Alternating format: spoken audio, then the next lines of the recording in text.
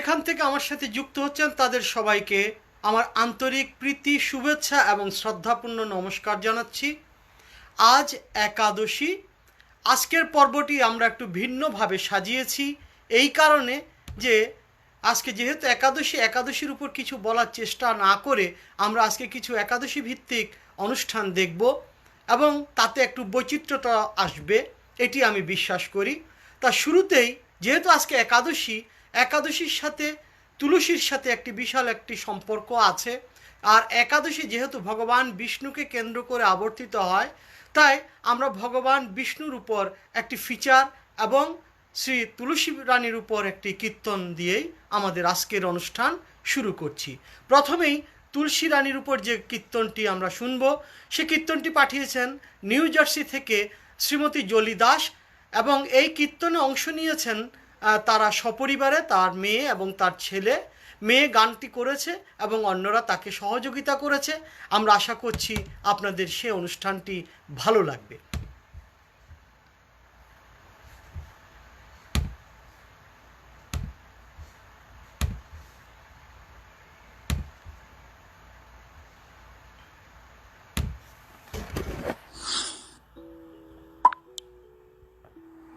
Namo Namo Tulasi Krishna Prayasi Namo Namo Radha Krishna Shiva Pavo Deyo Vinashi Radha Krishna Shiva Pavo Deyo Vinashi Namo Namo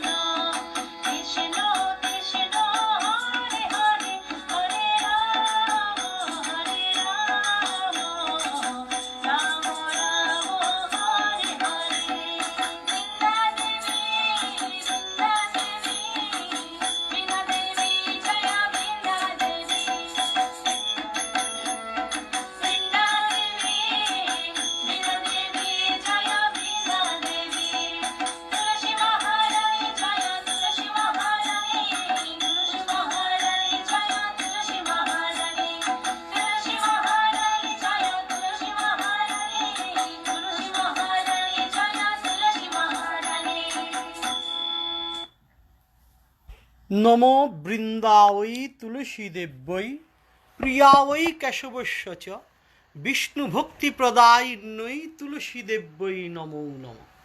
আজ একাদশী, তাই আমাদের আজকের নিয়মিত গীতাপাঠ বাদ দিয়ে এমন একটি বিষয় নিয়ে বলছি। সেই বিষয়টি হলো শালগ্রাম শিলাচক্র।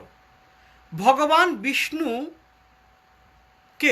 এই বৃন্দা দেবী তুলসী অভিশাপ দিয়েছিলেন এবং সেই অভিশাপের ফলে তিনি শালগ্রাম শিলাচক্রে রূপান্তরিত হন। কিন্তু ভক্তের এই অভিশাপে ভগবান বিষ্ণু নিজে শিলাচক্রে যখন রূপান্তরিত হয়েছিলেন, তখন তিনি তুলসী রানীকেও একটি অভিশাপ দিয়েছিলেন। সেই দুজনের ভক্ত এবং ভগবানের এই যে অভিন্ন মেল বন্ধন, সেই বন্ধনটি হচ্ছে আমাদের আজকের আলোচ্য উপজীব্য। মূলত শালগ্রাম শিলাচক্রে যখন তুলসী দেবী অভিশাপ দিয়েছিলেন, তার সাথে যুক্ত করেছিলেন যে তোমাকে জলের পোকা নিয়মিত কাটবে, তোমাকে ক্ষতবিক্ষত করবে। আর তুলসী রানীকে বলেছিলেন আমি তোমাকে মাথায় তুলে রাখবো, আর তোমাকে ছাড়া আমার পুজো হবে না। তাই তুলসী এবং নারায়ণ শিলা একে অপরের সাথে অঙ্গাঙ্গিভাবে জড়িত হয়ে আছেন। এই তুলসী দিয়েই আমরা সাধারণত বিষ্ণু শালগ্রাম শিলাচক্রের পুজো করে থাকি। এই তুলসী অসম্ভব শক্তিশালী বিজ্ঞানের দৃষ্টিতে। যদি এক কলসি জলে, দূষিত জলে আপনি 5টি তুলসী পাতা দেন, তাহলে দেখা যাবে সেই জল তুলসীর গুণে বিশুদ্ধ হয়ে যায়। তাই সনাতন ঋষি শাস্ত্র অনুযায়ী দেবতাকে যখন আমরা ভোগের সময় জল নিবেদন করি, সেই জলের মধ্যে তুলসীটি দিতে হয়। আমি আগে একবার বলেছি, তুলসী হচ্ছে প্রচুর পরিমাণ অক্সিজেনের ধারক। তাই মৃত ব্যক্তিকে যখন মুমুক্ষুত্ব অবস্থায় থাকেন, যা মৃত্যু এসে যায়, তখন তাকে নিয়ে গিয়ে তুলসী তলায় রাখার একটি রীতি আমাদের সমাজে প্রাচীন কাল থেকেই পরিচালিত হয়ে আসছে। এই তুলসীর সাথে যখন শালগ্রাম শিলাচক্র জড়িত হয়, তখনই সে যে ওষুধ তৈরি হয় মহাস্নানের মাধ্যমে, সেই মহাস্নানে আমাদেরকে 5টি অমৃত দিতে হয়। এই 5টি অমৃত হলো ঘৃত, মধু, দধি, দুগ্ধ এবং চিনি। এই 5 অমৃত মিলে হয় পঞ্চামৃত।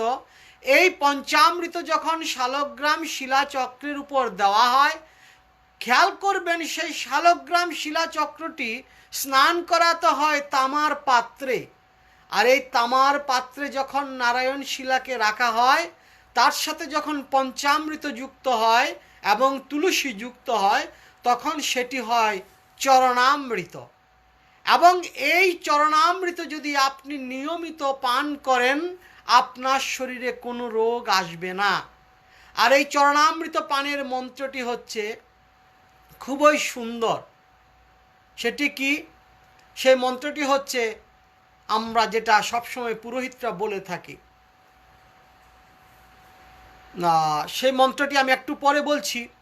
কিন্তু এই চরণামৃত খাওয়ার নিয়ম হচ্ছে এখান থেকে এই পর্যন্ত ভিজবে। তাই চরণামৃতের যে চামচ, সেটি দেখবেন এই আঙ্গুলের একটি চাপ যতটুকু পরে সেই অংশটাই থাকে সেই অংশে। তো এই চরণামৃত আমরা নিয়মিত পান করি এবং অতীতে দেখা গেছে এর সাথে কিছু কুসংস্কার জড়িত হয়েছে। এই জিনিসটির বিজ্ঞান ভিত্তিক ব্যাখ্যাটি আমরা কেউই দিই না, অন্ধভাবে এই জিনিসটি আমরা বলে যাই। এই চরণামৃত যখন এই পঞ্চামৃতর সাথে জল যুক্ত হয়, দুগ্ধ যুক্ত হয়, তখন তা খুবই স্বাদের হয়। কিন্তু এই স্বাদের হলেও আপনি কিন্তু ঢকঢক করে তা পান করতে পারেন না। সেই পান হবে আপনার কণ্ঠের এই জায়গা থেকে এই অবধি, এটি যেন কোনো অবস্থাতেই নিচে না যায়। তাই একাদশী তত্ত্বের দিন যারা উপবাস পালন করেন তাদের সমস্ত খাদ্য নিষিদ্ধ থাকে, কিন্তু ভগবানের চরণামৃত কিন্তু আপনি পান করতে পারবেন। ওই যে মাপ, সেই মাপ অনুযায়ী যদি আপনি চরণামৃত দেখেন তাহলে সেই পান আপনার এখান থেকে এই পর্যন্তই থাকবে, তার নিচে যাবে না। অনেকে শুকনো গলায়, আজকে ছিল নির্জলা একাদশী, মানে জল পর্যন্ত পান করা যায় না, নির্জল একাদশী বলে এর নাম নির্জলা একাদশী। এই নির্জলা একাদশীর দিন যারা অসমর্থ তাদের জন্য পানের এই বিধি থাকে, এবং এই চরণামৃত আমরা পান করে কোনো রকমে উপবাস পালন করতে পারি। এবং চরণামৃতের সমপরিমাণ জল আপনি ইচ্ছে করলে প্রতি দণ্ডে, এক দণ্ড সমান হচ্ছে 2.5 ঘন্টা, প্রতি দণ্ডে একবার করে আপনি চরণামৃত সমপরিমাণ জল পান করে আপনি একাদশীর ব্রত পালন করতে পারেন। তো যা হোক, আমরা অনেক কথা বললাম। যে শালগ্রাম শিলাচক্রটিকে নিয়ে এতক্ষণ কথা হচ্ছিল, সেই শালগ্রাম শিলাচক্রটির উপর ভিত্তি করে আমি এখন আপনাদেরকে একটি অনলাইন ভিত্তিকে, যেখান থেকে আমি সংগ্রহ করেছি, সেটি এখন আপনাদেরকে দেখাচ্ছি। আশা করি সেই শালগ্রাম শিলাচক্রকে জলে যে পোকা হয় সেই পোকা কি করে কাটে এবং তাতে কিভাবে তার সুদর্শন চক্র তৈরি হয় সেই জিনিসটি আপনাদেরকে এখন দেখাবো। আর শালগ্রাম এই শিলা চক্রটি পাওয়া যায় একটি মাত্র নদীতে, তার উৎপত্তিস্থল হচ্ছে নেপালের তরাই অঞ্চলে গণ্ডকী নদীতে। তাই গণ্ডকী নদীতে সহজে কেউ নামে না, কারণ সেখানে আপনি যখনই পা দেবেন তখনই দেখবেন এই রকমের অজস্র অজস্র শালগ্রাম শিলাচক্র। তো আজকে আমরা যে শালগ্রাম শিলাচক্রটি দেখাচ্ছি সেটি হচ্ছে জগন্নাথ মন্দিরের পুরী ধামের। এই শালগ্রাম শিলাচক্রটি এতই শক্তিশালী, যখনই বিশ্বে কোনো মহামারী আবির্ভাব হয় তখন তাকে বের করা হয়। এবং আমাদের একটি বিশ্বাস এই, তার যখন মন্দির থেকে তাকে যখন বের করা হয় তখন সমস্ত বিপদ, বিশ্বের যাবতীয় দুর্ভোগ দুর্যোগ সমস্ত কিছু কেটে যায়।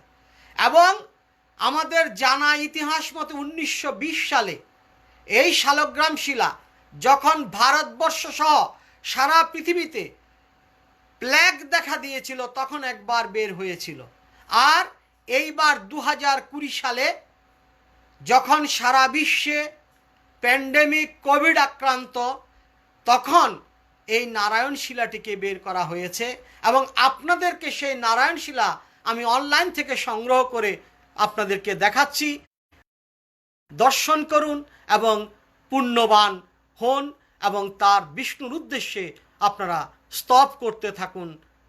এটি হবে আমাদের বিষ্ণু দর্শনের জন্য সবচাইতে ভালো একটি সময়।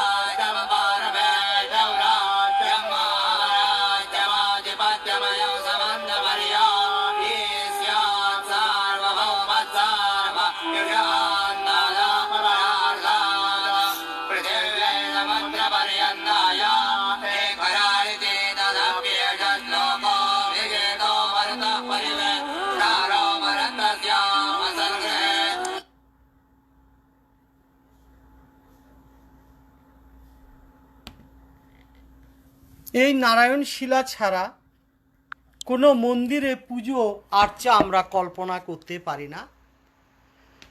এমন কোনো মন্দির নেই যেখানে শালগ্রাম শিলাচক্র নেই। আবার বাঙালি পরিবারে এই শালগ্রাম শিলাচক্রকে সাক্ষী রেখেই কন্যা সম্প্রদান করা হয় এবং প্রতিটা ব্রাহ্মণের বাড়িতে শালগ্রাম শিলাচক্র ছাড়া চিন্তা করা যায় না। আগের দিনে অনেক বনেদি পরিবার, জমিদার পরিবার, গায়স্থ পরিবার, এমনকি সমাজপতিরাও এই নারায়ণ শিলা রাখতেন এবং কথিত আছে যে এই নারায়ণ শিলা যদি বাড়িতে থাকে কোনো রকমের রোগ, শোক ইত্যাদি আসতে পারে না এবং যে বাড়িতে নারায়ণ শিলা প্রতিদিন পূজিত হন সেই বাড়িতে কখনো কোনো রকমের অমঙ্গল আসে না। এই সেই শালগ্রাম শিলাচক্রের কাহিনী। আমাদের মন্দিরও ইতিমধ্যেই 3টি শালগ্রাম শিলাচক্র আছে, আর আমার বাড়িতেও কিন্তু 5টি শালগ্রাম শিলাচক্র আছে। আপনারা হয়তো অতীতে বিভিন্ন প্রোগ্রামে আপনারা দেখেছেন। এই হচ্ছে শালগ্রাম শিলাচক্রের মাহাত্ম্য।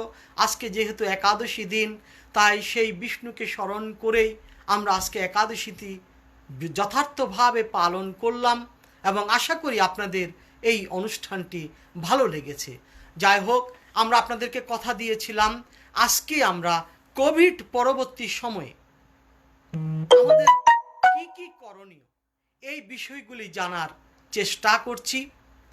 এই প্রসঙ্গে আমরা গত সপ্তাহে আমাদের মাঝে উপস্থিত হয়েছিলেন বাংলাদেশ হিন্দু মন্দিরের ডাক্তার এবং নিউ ইয়র্ক প্রেসবাইটেরিয়ান হসপিটালের এমডি ডাক্তার দেবব্রত দত্ত। আজকে আমরা স্বাগত জানাচ্ছি, আমাদের মাঝে উপস্থিত হয়েছেন ভার্জিনিয়া থেকে আমাদের বিশিষ্ট ডাক্তার এবং তিনি একসময় অবশ্য আমাদের নিউ ইয়র্কেও কর্মরত ছিলেন জামাইকা হসপিটালে, সেই ডাক্তার বিজয়া গোস্বামীকে। আমরা প্রথমেই তার কাছে জানতে চাইব, আমি কয়েকটি প্রশ্ন তাকে আমি রাখছি। প্রথম প্রশ্ন হচ্ছে, কোভিড এই যে মহামারী চলে যাচ্ছে, এরপরও আমরা আশা করছি যে আমরা সবাই ভীত শঙ্কিত যে এর একটি নাকি দ্বিতীয় ওয়েভ আসতে পারে। কোভিডের কারণে এতদিন আমরা লকডাউনে ছিলাম। লকডাউন থেকে বের হওয়ার পর প্রথমেই আমাদের কি কি করণীয় এই বিষয়টি তিনি আলোচনা করবেন। আমি আমার খুবই পরিচিত এবং খুবই স্নেহাস্পদ ডাক্তার বিজয়া গোস্বামীকে এই বিষয়ে কিছু বলতে আমি অনুরোধ করছি।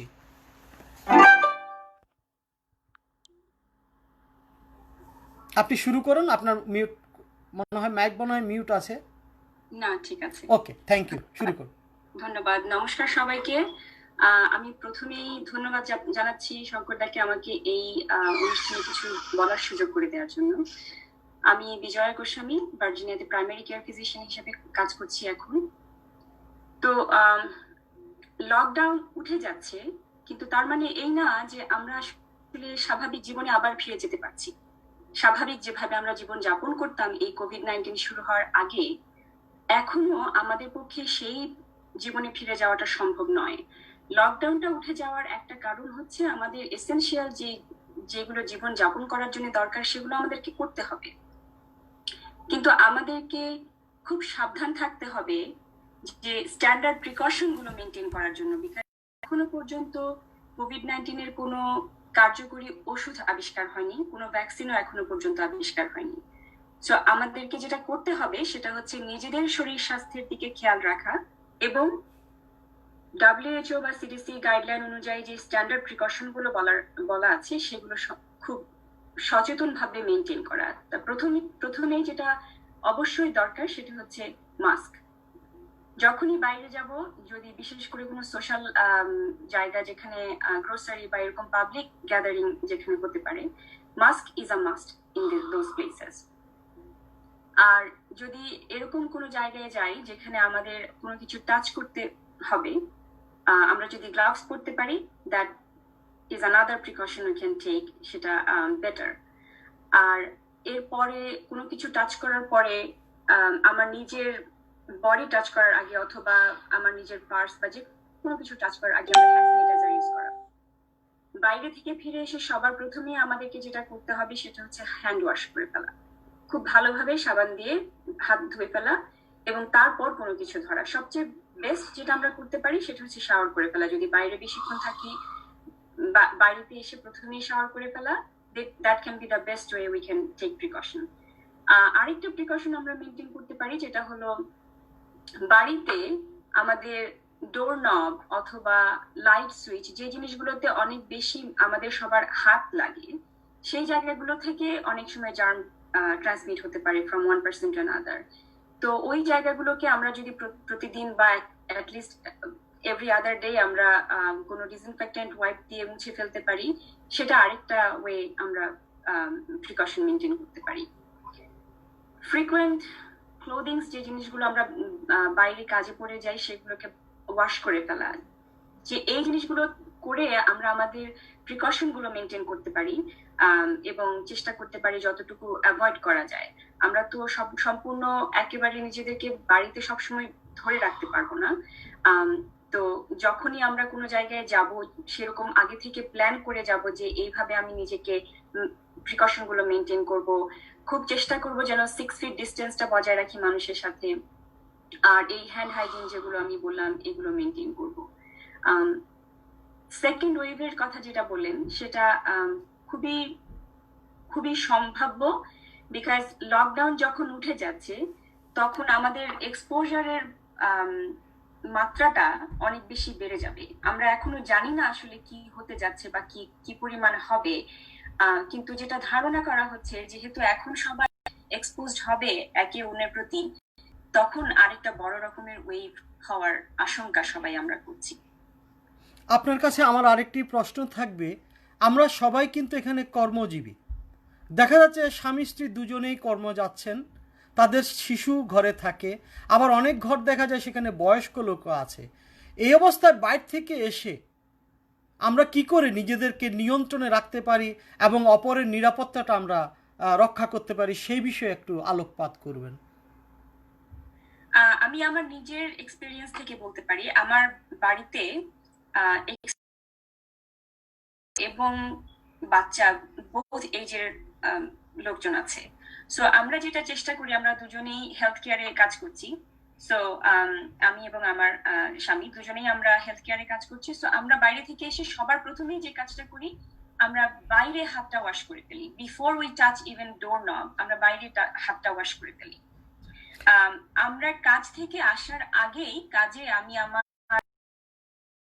that is one of the other very common source protection, because আমরা সবসময় সেলফোনটাকে হাতে ধরছি। সেলফোন এবং আদার যে জিনিসগুলো লাইক আমার পার্স, সবকিছু আমরা ক্লোরক্স ওয়াইপ দিয়ে মুছে আসি, গাড়িতে ডিসইনফেক্ট করে থাকি এবং সেখান থেকে নেমে সবার আগে যেটা করি হাতটা ওয়াশ করি। এবং সবাইকে বলা আছে আমরা যখন কাজ থেকে ফিরবো, nobody comes close to us, কেউ আমাদের কাছাকাছি আসবে না, কেউ আমাদেরকে টাচ করবে না, সবার আগে আমরা শাওয়ার করে ফেলি। এন্ড এট ওয়ার্ক আমরা স্ক্রাব করি এবং স্ক্রাব গুলোকে সাথে সাথে লন্ড্রিতে দিয়ে দিই। সো আফটার টেকিং শাওয়ার দেন আমি আমার বাচ্চাকে পিক আপ করছি, দেন আমি আমার পরিবারের সবার সাথে নর্মাল জীবনযাপন করছি। কিন্তু এখানে আরেকটি প্রশ্ন থেকে যাচ্ছে যে আমরা সবাই কিন্তু অনেকেই নিজস্ব বাড়িতে থাকি না, আমরা অ্যাপার্টমেন্টে থাকি। এই ক্ষেত্রে আমাদের অ্যাপার্টমেন্টে যখন আমরা বাইরে হাত ধোয়াটা সম্ভব হয় না, সেক্ষেত্রে স্যানিটাইজার কি কোনো ভূমিকা রাখতে পারে? অবশ্যই, যখনই আমার হাত ধোয়ার সুযোগ আছে that is the best option, কিন্তু যখন সুযোগ থাকবে না সেজন্যই স্যানিটাইজারটা আমার সাথে থাকা দরকার। যে বাইরে থেকে এসে আমি আমার বাড়িতে ঢোকার আগে সবার আগে স্যানিটাইজার দিয়ে হাতটা স্যানিটাইজ করে নিলাম। ঢুকে আমি যেটা মনে করি, সবার যদি আমি বাইরে 10-12 ঘন্টা কাজ করে বাড়িতে এলাম, সবার আগে শাওয়ারটা করে ফেললে দেন আমি, it's like everything is washed and you are free to really come in contact with any other family members. তাহলে আপনি যেটা বলতে চাইছেন, অ্যাপার্টমেন্টে থাকি বা বাড়িতে থাকি, প্রথমে ঢুকে আগে হ্যান্ড স্যানিটাইজার এবং ফার্স্ট প্রায়োরিটি হচ্ছে স্নান করা, স্নান করার পর তারপর আমার অন্যান্য আনুষঙ্গিক কাজকর্মগুলো শুরু করা। আচ্ছা, একজন ডাক্তার হিসেবে আপনার কাছে জানতে চাইছি, আপনারা সবসময় জোর দিচ্ছেন ইমিউনের উপর, এখন এই ইমিউন বাড়ানোর জন্য একজন ডাক্তার হিসাবে আপনি আমাদেরকে কি কি প্রেসক্রাইব করবেন? ওষুধপত্র তো আছেই, এছাড়া খাদ্যের দিকেও আপনি একটু আমাদেরকে এই বিষয়টা বিশ্লেষণ করবেন। হ্যাঁ, এটা খুবই ইম্পর্টেন্ট একটা অ্যাসপেক্ট। ধন্যবাদ এই কোশ্চেনটা করার জন্য। বিকজ এখনো যেটা আমি প্রথমেই বলেছি, আমাদের নিজেদের শরীর স্বাস্থ্যের দিকে খেয়াল রাখতে হবে। সেটার প্রথম basic foundation thing is to eat healthy. Healthy food মানে হচ্ছে বেশি পরিমাণে ফ্রুটস এন্ড ভেজিটেবলস, কম পরিমাণে মিট এবং আদার ফ্রাইড ফুড খাওয়া, এবং কম পরিমাণে কার্বোহাইড্রেট খাওয়া। এটা হচ্ছে হেলদি ইটিং এর একটা ওয়ে। সো যে কোনো ফ্রুটস এন্ড ভেজিটেবল যত বেশি আমরা এই ততই আমাদের ওভারঅল শরীরের ইমিউনিটি বাড়বে এবং ওভারঅল শরীরের জন্য ভালো। আরেকটা জিনিস যেটা, সেটা হলো এক্সারসাইজ। এবং এক্সারসাইজটা আমি বাড়িতে করতে পারি। ইভেন কোভিড-19 এর মধ্যেও আমাদের জন্য ইটস ওকে বাইরে হাঁটা, অ্যাজ লং এজ আমরা পাবলিক গ্যাদারিং বা অনেক মানুষের ভিড়টা অ্যাভয়েড করতে পারি। বাইরে হাঁটা এটা আসলে আমাদের শরীরের জন্য দরকার, শরীরের ইমিউনিটির জন্যও দরকার। সো যে কোনো ধরনের এক্সারসাইজ, ভালো খাবার এবং exercise, this is the basic to things that actually আমাদের ইমিউনিটিটাকে বাড়াতে পারে।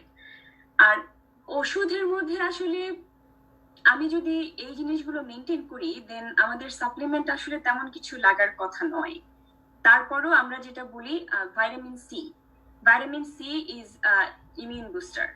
সো ভাইটামিন সি আমি ফুড থেকে পেতে পারি, যে কোনো সাওয়ার বা ফ্রুটস, এই জিনিসগুলো বা গ্রিন ভেজিটেবলস, এগুলোতে অনেক পরিমাণে ভাইটামিন সি থাকে।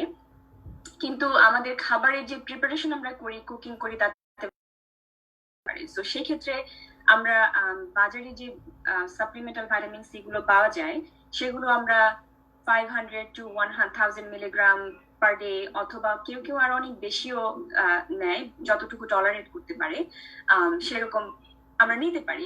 Not necessary, but it can be a better option. ধন্যবাদ আপনাকে, আপনার মূল্যবান সময় আমাদেরকে দিলেন এতক্ষণ, এবং আপনি আমাদের সাথে যুক্ত হওয়ার জন্য সকলের পক্ষ থেকে আপনাকে অশেষ কৃতজ্ঞতা এবং ধন্যবাদ জানাচ্ছি।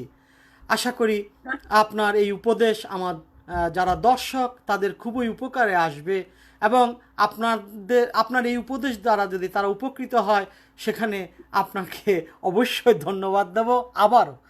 যা হোক, আমরা একটি গান শুনবো এবার। এই গানটি আমাদেরকে পাঠিয়েছেন আমাদের শ্রীকৃষ্ণ বিষয়ক একটি ভক্তিগীতি। দাদা, আমি একটা প্রশ্ন করতে চাচ্ছি, যদি আপনার অনুমতি দেন। আপনি প্রশ্নটা একটু পরে করলে বোধহয় ভালো ঠিক আছে, উনি আমি যদি থাকেন যুক্ত থাকবেন আমাদের সাথে। ঠিক আছে। আমি একটা গান শুনে নিচ্ছি আগে। সেই গানটি হচ্ছে শ্রীকৃষ্ণ বিষয়ক, এবং শ্রীকৃষ্ণের সাথে আমরা জানি যমুনা নদীর একটি বিশাল সম্পর্ক আছে। এই যমুনার উপর ভিত্তি করে একটি গান লিখেছিলেন নজরুল ইসলাম। এই গানটি আমাদেরকে পাঠিয়েছেন শ্রীমতী রুনা রায়। তো আসুন আমরা সেই গানটি এখন শুনি।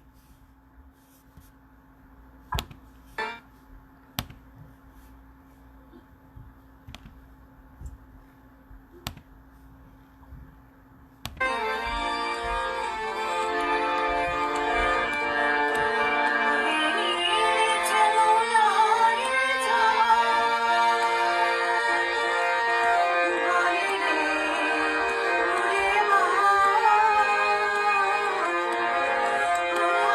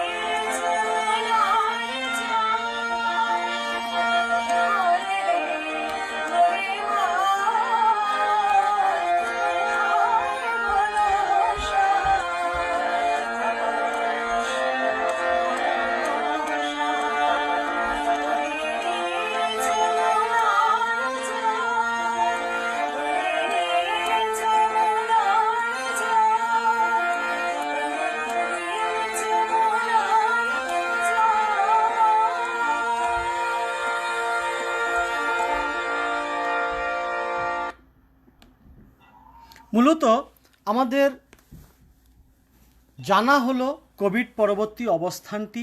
এবার আমরা প্রশ্ন নেব। তো প্রশ্ন নেওয়ার আগে আমি সকলকে রিকোয়েস্ট করব, আমার জুমের অনুষ্ঠানের যে দিয়ে যাচ্ছে, আমি এই মুহূর্তে জুমের অনুষ্ঠানটা বন্ধ করব।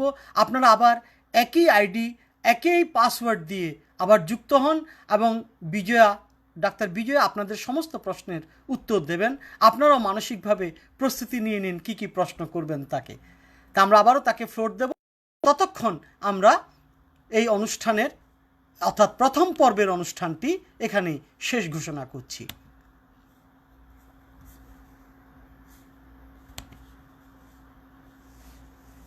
মূলত এই 56 দিন ধরে আমরা যে অনুষ্ঠান আপনাদের সামনে নিয়ে এসেছি, সেই অনুষ্ঠানে আমরা চেষ্টা করেছি বিভিন্ন রকমের বিভিন্নভাবে আপনাদেরকে বিভিন্ন তথ্য জানাতে। এই তথ্য জানানোর পাশাপাশি আমরা চেষ্টা করেছি ধর্মীয় বিভিন্ন প্রসঙ্গগুলিকে আপনাদের সামনে উপস্থাপন করতে। সেই উপস্থাপনের প্রেক্ষাপট বিশাল এবং ব্যক্তিময় ছিল। এই অনুষ্ঠানে আমার সাথে বিশ্বের বিভিন্ন প্রান্ত থেকে বিভিন্ন জন বিভিন্নভাবে যুক্ত হয়েছেন। আমরা তাদের সেই সমস্ত যুক্ত থাকাটাকে সবসময় উৎসাহ বোধ করেছি এবং তাদের উৎসাহে এতদিন পর্যন্ত আমরা এই অনুষ্ঠানটি নিতে পেরেছি। এবং এই অনুষ্ঠানের সমস্ত সাফল্য হচ্ছে সেই সমস্ত দর্শকদের যারা বিভিন্ন প্রান্ত থেকে আমার সাথে যুক্ত হচ্ছেন এবং বিভিন্নভাবে আমাকে উপদেশ দিয়েছেন। তাদের প্রতি আমার অসাধারণ অভিব্যক্তি এই যে তারা যদি আমার সাথে এইভাবে যুক্ত না হয়ে উৎসাহ না দিতেন তাহলে হয়তো এই অনুষ্ঠানটি এই পর্যায়ে আসতো না। আমার এই অনুষ্ঠানের সম্পূর্ণ সাফল্য হচ্ছে তাদের, যারা আমাকে এতদিন ধরে কষ্ট করে ধৈর্য ধরে শুনেছেন। এত বকবকানি আমি করেছি, তাদের কখনো কোনো রকমের বিরক্তি আসেনি। তো যা হোক, আমি আর বকবকানি করব না। এবার আমি ফ্লোরটা ছেড়ে দিচ্ছি শ্রীমতী ডাক্তার বিজয়া গোস্বামীকে। তিনি এবার আপনাদের প্রশ্নের উত্তর দেবেন। আপনার প্রশ্ন করতে থাকুন।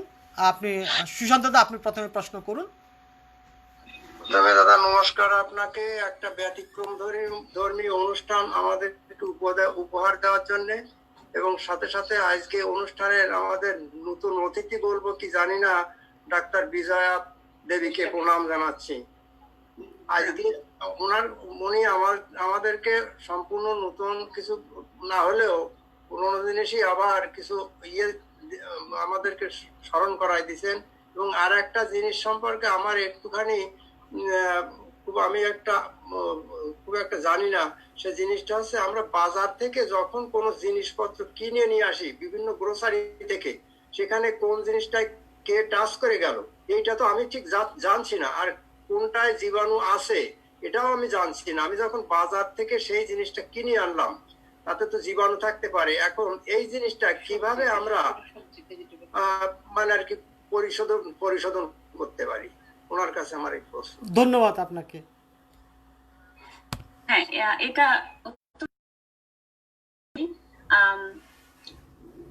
এখনো এই ব্যাপারে আসলে খুব ক্লিয়ার কাট গুলো গাইডলাইন নেই। সো আমরা অনেকটা কমন সেন্স থেকেই করি। কিছুটা জানি যে যতটুকু এখনো পর্যন্ত রিসার্চ জেনেছে যে প্লাস্টিক সারফেসে কোভিড-19 ভাইরাসটা 3 দিন পর্যন্ত থাকতে পারে।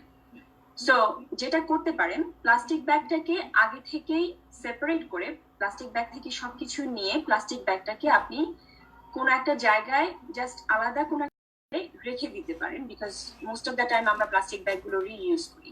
সেগুলো পরে 3 দিন পরে ইউজ করা যাবে, আপনি সেফলি ধরতে পারবেন। আপনি সেগুলো থেকে গ্রোসারি গুলোকে নিয়ে যেগুলো ওয়াশ করা যায় সেগুলোকে সাথে সাথে সিঙ্কে নিয়ে ভালো করে ওয়াশ করে ফেলবেন, এবং যেগুলো ওয়াইপ করা যায় সেগুলোকে wipe, like boxes and things like that, এগুলোকে ওয়াইপ করে ফেলতে পারেন। আর যদি ওয়াইপ না করা যায়, এখন যেহেতু ওয়াইপের খুবই সংকট, কোভিড-19 ভাইরাস 24 আওয়ার্স পর্যন্ত থাকে এখনো পর্যন্ত, যেটা আমরা জেনেছি। সো এইগুলোকে কিছুদিন যদি রেখে দেন, অ্যাটলিস্ট 1 to 3 days, আপনি পরবর্তীতে সেগুলো সেফলি ইউজ করতে পারবেন। আর যেগুলো ওয়াশ করা যায় সেগুলোর সাথে সাথে ওয়াশ করে আমরা রেখে দিতে পারি। আর এরপরে অবশ্যই সবকিছু টাচ করার পরে হাতটা ধুয়ে ফেলবেন।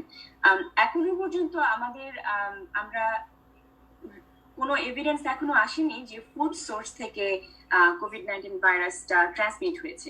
So that is a good thing. Thank you, নমস্কার। আর কারো কোনো প্রশ্ন থাকলে করতে পারেন। নমস্কার ডক্টর ডক্টর বিজয়া, ডক্টর বিজয়াকে ধন্যবাদ, খুব সুন্দর করে আপনি প্রেজেন্ট করছেন। তো আমার কয়েকটা জিনিস জানতে ইচ্ছা করছে। আজকাল বলা হচ্ছে যে ভিটামিন সির পাশাপাশি ভিটামিন ডি এবং জিঙ্কও ইমিউন বুস্টিং করে। এই ব্যাপারে আপনার কি মতামত?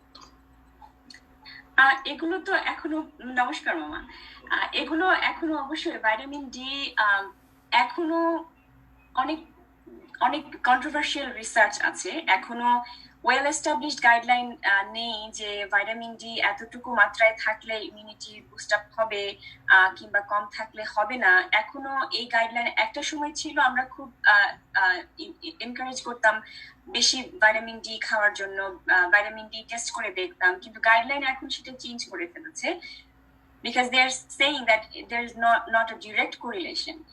তারপরও ভিটামিন ডি, জিঙ্ক, এগুলো so far most of the research বলে যে এগুলো ইমিউনিটি বৃদ্ধিতে হেল্প করে। Most of the time vitamin D এর বেস্ট সোর্স হচ্ছে ফুড এবং সানলাইট। এজন্যই সানলাইটে যাওয়া, বাইরে হাঁটা, বাইরে এক্সারসাইজ করা আমাদের শরীরের জন্য ভালো। On top of other exposure, vitamin D এক্সপোজারও হয় তখন। Sunlight exposure helps to make or generate vitamin D. Food source গুলো থেকে আমাদের ভিটামিন ডি অ্যাবজর্পশনটা সবচেয়ে বেশি হয় দেন টেকিং আ মেডিসিন। কিন্তু ফুড সোর্স থেকে আমরা কতটুকু পাচ্ছি না সেটা জানাটা খুব একটা সহজ নয়। তো সেক্ষেত্রে আমার আবারও সেই ভিটামিন সির মতোই বলবো, যদি আপনি vitamin D over the counter 500 to 1000 unit একটা দিনে একটা করে খান, an additional booster but not necessary that you have to. তা পঙ্কজ বণিক একটা প্রশ্ন করবেন মনে হয় আপনাকে। নমস্কার ডাক্তার গোস্বামী। আমার আরেকটু আছে। ও, আমার মনে হয় যে আপনার ইমিউনিটি বুস্ট আপে রিল্যাক্স থাকাটা, এটার একটা বিরাট জিনিস। রিল্যাক্স থাকতে হবে আপনাকে, ইউ নেভার বিকাম টেন্স। হ্যাঁ, এটা আমাদের খুব স্ট্রেসলেস থাকতে হবে, সেটাই। ওকে পঙ্কজ, তুমি এবার তোমার প্রশ্নটা করতে পারো। নমস্কার ডাক্তার গোস্বামী, আমি জানতে চাচ্ছি, এই যে আমরা যখন গ্রোসারি করতে যাই ওয়ালমার্টে, আমরা সাধারণ মাস্ক ব্যবহার করি। এই সাধারণ মাস্ক ব্যবহারটা কতটুকু কার্যকরী করোনা ভাইরাসের কাছ থেকে আমাদেরকে রক্ষা করার জন্য? ধন্যবাদ। এখনো পর্যন্ত সাধারণ মাস্ক বা ঘরে বানানো মাস্ক, ইভেন স্কার্ফ দিয়ে মুখ ঢেকে রাখা, সেটা পর্যন্ত এখনো সিডিসি বা WHO ইজ অ্যাপ্রুভিং দ্যাট, এবং এটা কার্যকরী।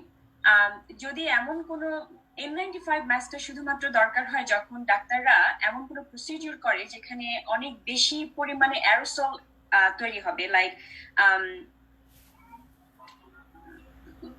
যেমন আমরা যখন নেজাল সোয়াবটা নিই, এই ধরনের প্রসিডিউরে অনেক বেশি অ্যামাউন্টে ভাইরাসটা বাইরে বাতাসে থাকতে পারে। তো ওই রকম সিচুয়েশন গুলোতে শুধুমাত্র N95টা। তাছাড়া আপনি যে কোনো কিছু লাইক মাস্ক, রেগুলার মাস্ক অথবা কাপড়ে বানানো, ঘরে বানানো মাস্ক অথবা ইভেন স্কার্ফ দিয়ে যদি মুখটা ঢেকে রাখেন, ইট স্টিল শুড ওয়ার্ক। ধন্যবাদ। আর কারো কোনো প্রশ্ন থাকলে তাড়াতাড়ি করুন, আমাদের সময়টা খুব ফুরিয়ে যাচ্ছে।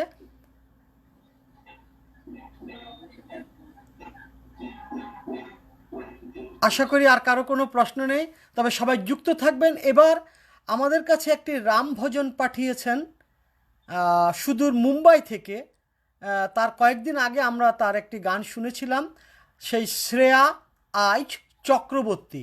আমরা এখন সেই রাম ভজনটি শুনব শ্রেয়া আইচ চক্রবর্তীর কণ্ঠে।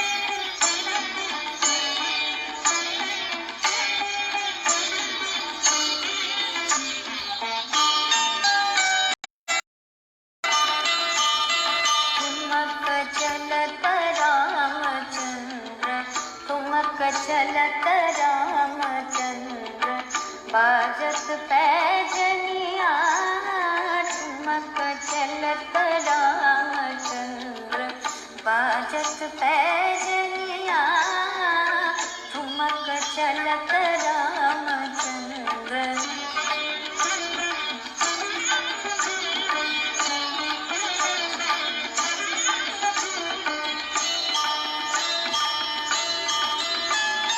तिलक तिलक उठत धाया, तिलक तिलक उठत धाया, गिरत भूमि लट पटाया, आया मातो गोद लेत दशरथ की रनिया, ठुमक चलत रामचंद्र बाजत पैजनिया, ठुमक चलत रामचंद्र।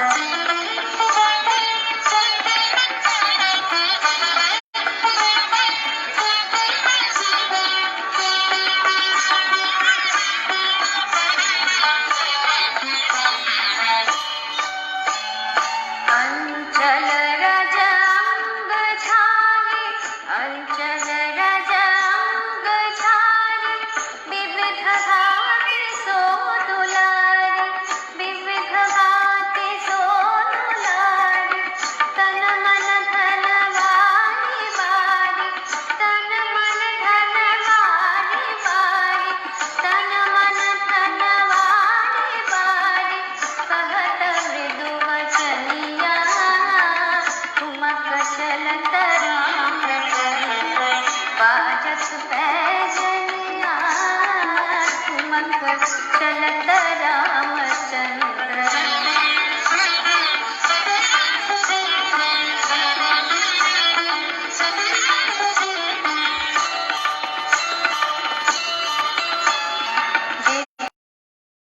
अरुण आधार, विधम से अरुण आधार, बोलत मुख मधुर मधुर, बोलत मुख मधुर मधुर, सुहाग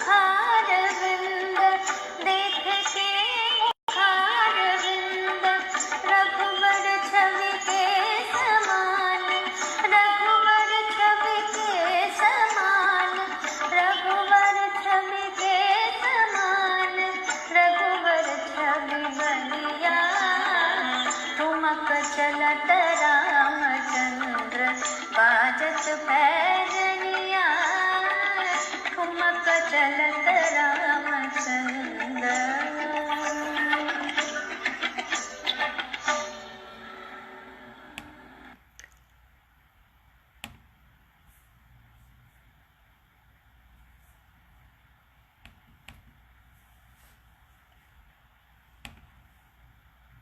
আমরা প্রতিদিনকার অনুষ্ঠানে নিয়মিত কিছু পাঠে থাকি। আজকের পাঠে আমরা সাধারণত কোনোটাই রাখিনি, কারণ অনেক সময় মানুষ কিছু কথা শুনতে চায়, কিছু মানুষ, আমারও সে অবস্থা, আমি সারাদিন বলি, সবসময় বলি, আজকে শুধু আপনাদের কথাটাই শুনতে চাইছি।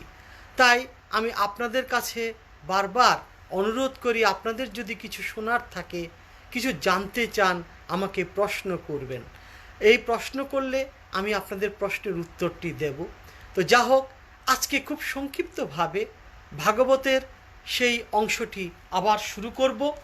ভাগবতে যে জায়গায় আমরা থেমেছিলাম সেটি হচ্ছে উদ্ভব সংবাদ, উদ্ভব এবং বিদুরের যে কথোপকথন, সেখানে আমরা থেমেছিলাম। আজকে আমরা সেই জায়গাটা থেকে একটু পাঠ করি, তাহলেই আমাদের আজকের আলোচনার পূর্ণতাটা থাকবে। তো তার আগে যথারীতি আমি ভাগবতের সেই প্রিয় শ্লোকটি পাঠ করেই শুরু করছি। তব কথামৃতম তপ্ত জীবনম কবিবিরীরিতম কলমশাপহম শ্রবণমঙ্গলম শ্রীমদাততং ভুবি গৃহ্ণন্তি তে ভুরিদা জনা। তোমার কথামৃত সংসার তাপদগ্ধ জীবের প্রাণস্বরূপ, তোমার কথা পাপনাশক, তোমার কথা শ্রবণ মাত্রই জীবের মঙ্গল হয়।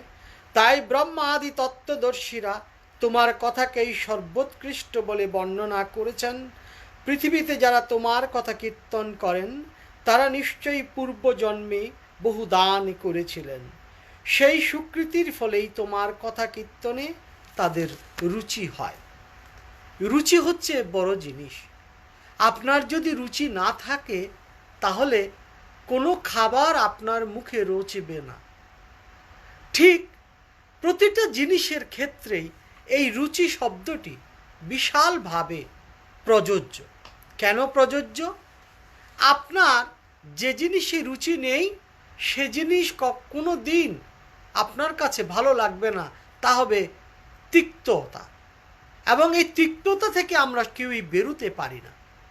জীবন দর্শনে প্রাপ্তি এবং অপ্রাপ্তি দুটো কিন্তু পাশাপাশি চলে।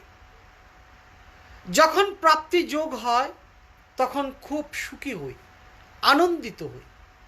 আর যখন প্রাপ্তিটা হয় না তখন যে অবস্থা, মানবিক যে অবস্থান, সেটিকেই আমরা বলি দুঃখ। ভগবান কিন্তু এই জিনিসটিকে অতিক্রম করার কথা বলেন। অর্থাৎ সুখেও ভোগা উচিত নয়, আবার অতি দুঃখে ভোগা উচিত নয়। সব কিছু তারই নিয়ন্ত্রণে থাকে এবং তার কাছে যদি সমর্পণ করেন, আমার সুখ তোমার, আমার দুঃখ তোমার, তাহলে দেখবেন হৃদয় বৃন্দাবনে পরিণত হয় এবং নিত্য আনন্দে আপনি বিরাজ করবেন। ভগবান বিষ্ণু যুগে যুগে বিভিন্নভাবে অবতার রূপে আমাদের মাঝে এসেছেন। সত্যযুগে তিনি হরিরূপে এসেছেন, ত্রেতাতে তিনি রাম রূপে এসেছেন, দাপরে শ্রীকৃষ্ণ হয়ে এসেছেন, আবার কল্কিতে তিনি আসবেন কল্কি অবতার হয়ে। এই যে প্রেক্ষাপট, এটি কিন্তু কখনো মিথ্যা নয়। কিন্তু ভগবানের এই সত্যযুগের যে কথা, সেই কথাই কিন্তু ত্রেতাতে এসেছে, আবার সেই ত্রেতা থেকে দাপরে এসেছে, দাপর থেকে এখনো বহমান। যে নারায়ণ শিলাটি আপনাদেরকে দেখিয়েছি, পরম সৌভাগ্য, কারণ আমার জীবনেও কিন্তু আমি সেখানে ঢুকতে পারিনি, সেই মূল গর্ভগৃহে। এই গর্ভগৃহ থেকে সেই নারায়ণ শিলা পুরী ধাম থেকে এবার বেরোনো হওয়ায় বা বের হওয়ায় তিনি আমাদেরকে দেখা দিয়েছেন এবং অন্তর্জালের মাধ্যমে আমি সেটি আপনাদেরকে উপস্থাপন করতে পেরেছি আজকের এই একাদশী দিনে। এই একাদশী দিন খুবই আমাদের জন্য মাহাত্ম্যময় হচ্ছে। এক আদেশ হয়ে তার প্রতি সমস্ত কিছু নিবেদন করা এবং তাকে শ্রবণ মনন নিদিধ্যাসনের মাধ্যমে নিয়মিতভাবে জানার যে আকুতি, জানার যে চেষ্টা, সেটি হচ্ছে আমাদের মুখ্য বিষয়। তো যা হোক, আমরা যে কথাটি বলতে চেয়েছিলাম সেটি হচ্ছে বিদুরের কথা। আজকে শুধু একটি মাত্র শ্লোক আমি পাঠ করব। কশ্চিৎ বুধশস্তন অমিব অস্তে সফলকপুত্র ভগবতে প্রপন্ন সকৃষ্ণ পাদাম্পিত মার্গং পাংশু সচেষ্টত প্রেম ভিন্ন ধৈর্যই।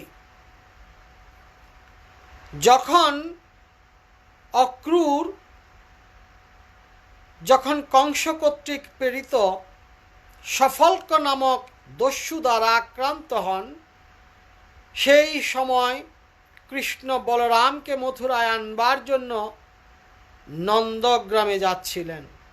তখন রাস্তায় কৃষ্ণের পদচিহ্ন দেখে তিনি ভগবত প্রেমে আত্মহারা হয়ে কৃষ্ণ পদচিহ্নযুক্ত সেই ধোলার উপরেই গড়াগড়ি করেছিলেন। সেই জ্ঞানী শ্রেষ্ঠ ভগবানের একান্ত শরণাগত নিষ্পাপ অক্রূর কুশলে আছেন তো? বিদুর এই প্রশ্নটি করলেন উদ্ধবকে। এই অক্রূর এমন এক ভক্ত যিনি সব কিছুতেই কৃষ্ণকে দেখেন, সমস্ত সত্তায় তিনি কৃষ্ণময় থাকেন। আর এই যে ভাব, এই ভাবের কারণে তিনি সেই সময়ে একজন বিখ্যাত ভক্ত রূপে আমাদের সামনে উপস্থাপিত হয়েছিলেন। এভাবে ভক্ত রূপে পরিবর্তন হওয়া খুবই কষ্ট। আমরা যেভাবে দেখেছিলাম যে সমস্ত কিছু কিন্তু নৈবেদ্য করে তাকে উপহার দিতে হয়। নিজের চিন্তা চেতনা থেকে শুরু করে মন বুদ্ধি অহংকার সমস্ত কিছু তার কাছে সমর্পণ করতে হয়। ফলের কোনো আশা এখানে চলে না। আর ফলের আশা যদি না চলে, তাহলে আপনি কি করবেন? আপনি শুধু কাজ করবেন। মেশিন যতক্ষণ না থামানো হচ্ছে ততক্ষণ অনবরত চলে। ঠিক এই দেহটাকেও একবার মেশিন ভাবুন। এই মেশিন সুইচ দিয়ে তিনি পাঠিয়ে দিয়েছেন, চলছে। যখন তিনি সুইচ বন্ধ করবেন, চলে যেতে হবে। কাজেই এই সুইচ দেওয়া এবং বন্ধ করার সময়ে যা কিছু হচ্ছে কেউই কিন্তু চিন্তা করছি না। কিন্তু ভগবান এখানে আমাদেরকে শেখাচ্ছেন যে না, তোমাকেও চিন্তা করতে হবে। কিভাবে চিন্তা করবেন? কে আমাকে পাঠালো আর আমি কোথায় যাব? যেটি ভারতীয় দর্শনের এই চিন্তাটি পাশ্চাত্য দর্শনে গিয়ে হয়ে গিয়েছিল নো দাই সেলফ, যেটা ছিল ভারতের আত্মানং বিদ্ধি, নিজের আত্মাকে জানো, নিজেকে জানো। সেই কথাটি পাশ্চাত্যে গিয়ে নো দাই সেলফ হয়ে গেল। পার্থক্য কিন্তু কিছু নেই। দর্শনের পার্থক্য কখনো হয় না। দর্শন সর্বকালে সর্বযুগে সর্বমানবের জন্য, যদি সে প্রকৃতপক্ষে মানব হতে চায়। সেজন্য আমরা দর্শনের এই প্রেক্ষাপটটিকে বিস্তারিতভাবে আলোচনায় যেতে গেলে যে সময়, যে ধৈর্য লাগে, সেগুলো আমাদের এখনো হয়নি।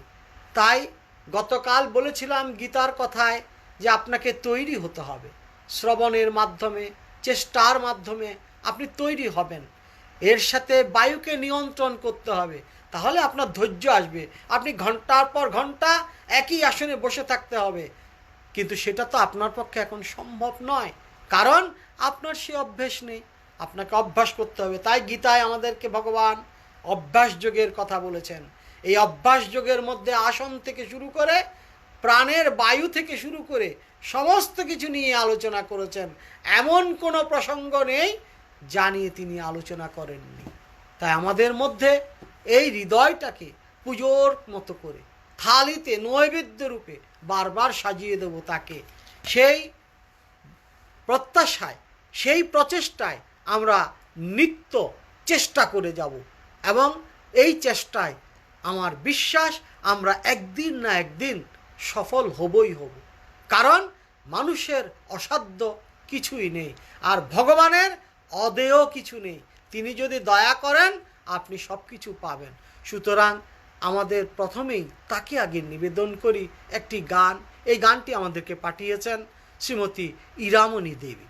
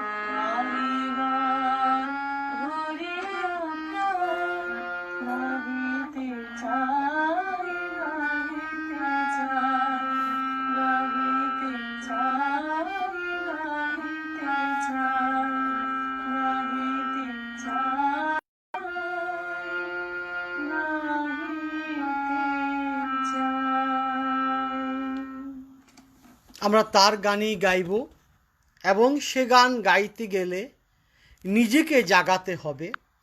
কারণ উপনিষদে এই কথাটি বলছেন। কি বলছেন?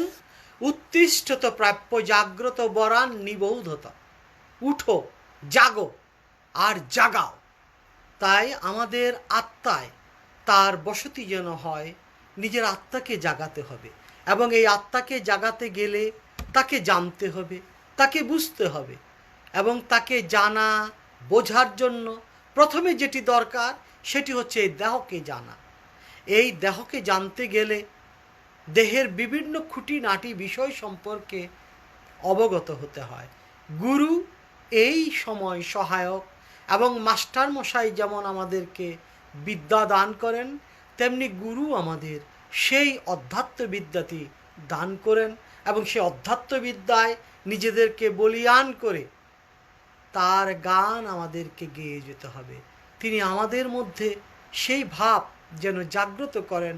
তাই আমাদের এই সমস্ত সদ্গ্রন্থাদি পাঠের চেষ্টা, সৎ জিনিস দর্শনের প্রচেষ্টা, সৎ কথা বলার এই প্রচেষ্টায় তিনি সবসময় সহায়কের ভূমিকা পালন করেন। এবং মজার বিষয় হচ্ছে এই, যেখানে তার কথা হয় তিনি বলেছেন, আমাদেরকে কথা দিয়েছেন, যেখানেই আমার কথা হবে সেখানেই আমি বিরাজ করব।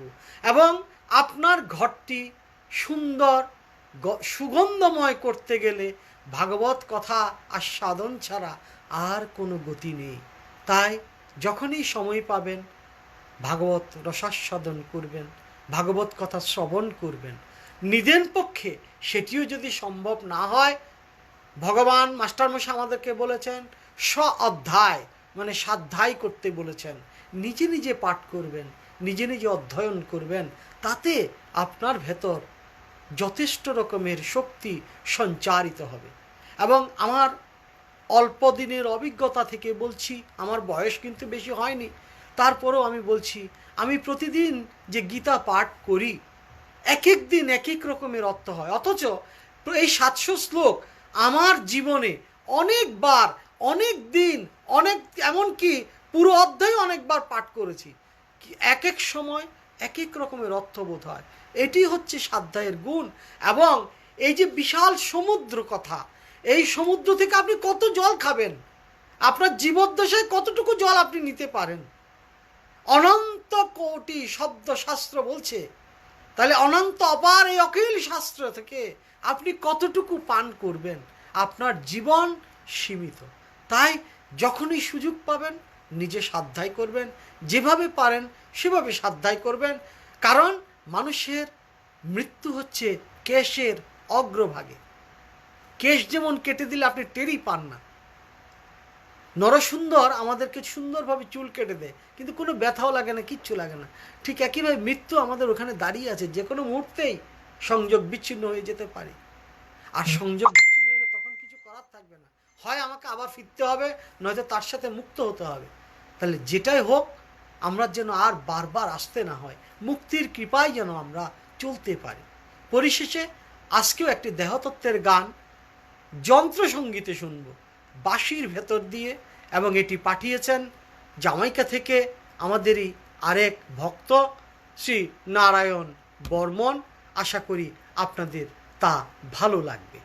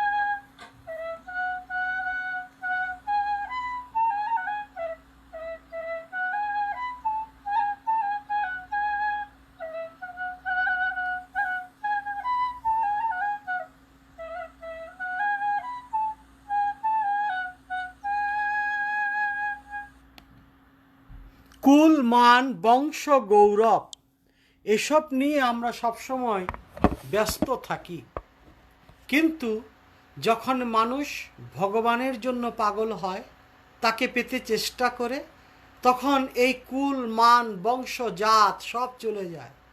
তাই জাত গেল বলে লালন এই গানটি করেছিলেন। অর্থাৎ এই জাত মানে সেই জাত নয়, এই জাত হচ্ছে আপনি যে সজাতে ছিলেন, আপনার যে বংশ গৌরব ছিল, আপনার যে কুলমান ছিল, সব কিন্তু ধুলায় মিশিয়ে দিয়ে একেবারে গড়াগড়ি খেতে হয়। এরই নাম হচ্ছে জাত যাওয়া।